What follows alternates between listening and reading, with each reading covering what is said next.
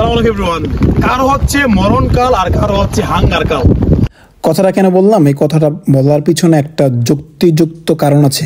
আমার পিছনে আপনারা যে পানি দেখতে পাচ্ছেন তা দেখে আমাদের সমাজের কিছু মানুষ আনন্দিত হয়ে এই পানিতে সাঁতার কাটতেছে, অথচ এই পানি আমাদের দেশের অধিকাংশ পানিবন্দী মানুষের জন্য দুর্বিষহ এক বাস্তবতা।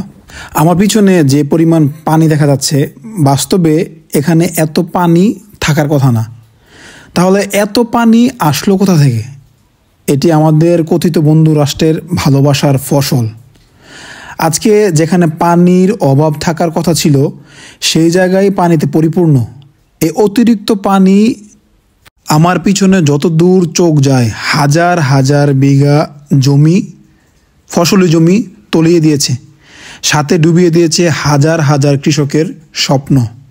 শুধু কৃষি জমি নয়, শত শত মাছের ঘেরও পানিতে তলিয়ে গেছে। এতে হাজার হাজার পরিবার ভয়ানক ক্ষতির সম্মুখীন হয়েছে। আমাদের চোখের সামনে এসব ধ্বংসযজ্ঞ দেখে এদিকে মনে দুঃখ, অন্যদিকে প্রশ্ন, এই পানির ন্যায় অন্যায়ের হিসাব কে করবে? আমাদের দেশের এই ক্রান্তি লগ্নে আমাদের দেশের যারা উচ্চবিত্ত আছেন তাদের কাছে আমাদের বিশেষ অনুরোধ, আপনার আশেপাশে যেই বন্যা কবলিত এলাকার মানুষজন আছে এদের পাশে দাঁড়ান। এদের নিত্য প্রয়োজনীয় যে জিনিসগুলো এখন বাস্তবে প্রয়োজন, এই জিনিসগুলো সরবরাহ করেন।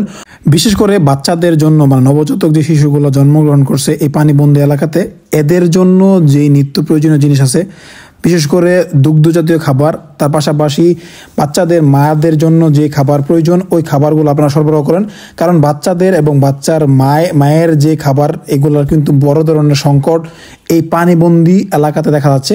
তার পাশাপাশি বয়স্কদের জন্য জরুরি যে চিকিৎসা সেবা আছে ওই চিকিৎসা সেবা নিশ্চিত করুন।